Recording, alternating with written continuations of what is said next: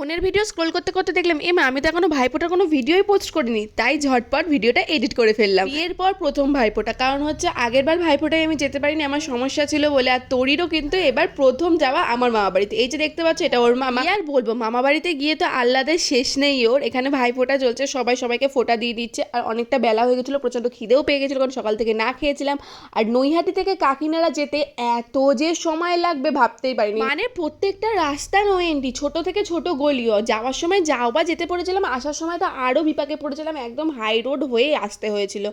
যাই হোক, এখানে ফোঁটা দেওয়া, গিফট দেওয়া সব কিছু কমপ্লিট হওয়ার পর দেখো তোরির খাতিরটা শুধু দেখো। টিফিন করেছিলাম লুচি ছোলার ডাল, আর দুপুরের মেনুতে ছিল বিরিয়ানি আর সাথে সাথে চিকেন চাপ স্যালাড। ব্যাস দারুণ খাওয়া দাওয়া ছিল। জমিয়ে খাওয়া দাওয়ার পর একটা হালকা ঘুমও দিয়ে নিয়েছিলাম। আর ঘুম থেকে উঠে দেখি আমার বড় মাসির ছেলে এসে হাজির।